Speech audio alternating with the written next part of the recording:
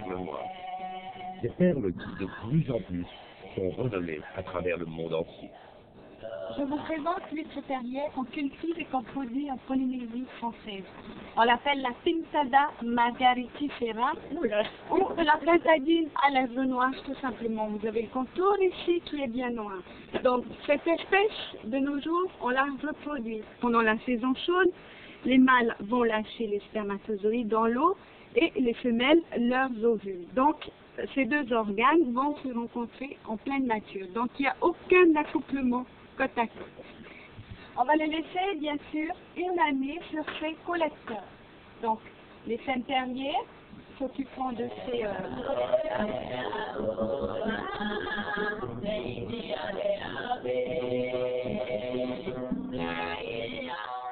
Après cette première année d'acclimatation aux eaux des lagons, les huîtres sont ressorties et soigneusement nettoyées des coques, algues et autres substrats qui s'y sont accrochés.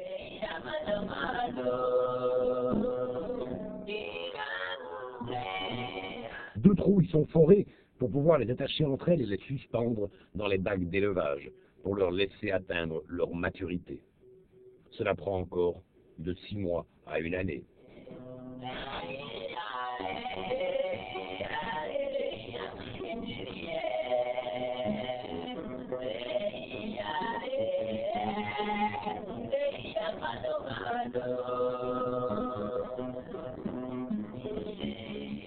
Les huîtres sont ensuite recueillies soigneusement, et là commence l'opération d'ensemencement.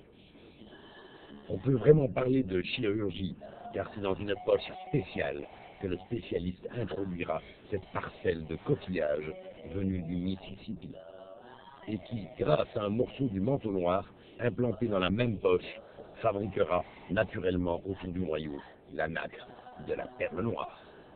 L'homme spécialiste de cette opération, ayant une expérience de 10 ans, nettoie d'abord la coquille avec un outil spécial et ouvrira très faiblement l'huître pour ne pas la traumatiser.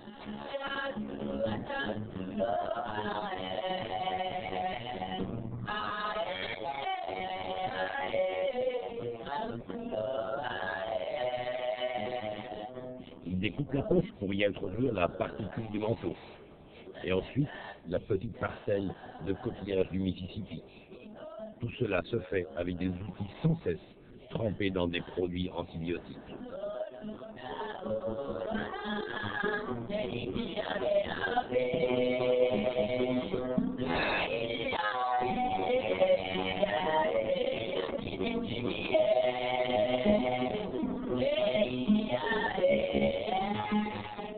Les huîtres seront ensuite remises dans le lagon pour y reposer le temps qu'il faut à la formation de la perle noire.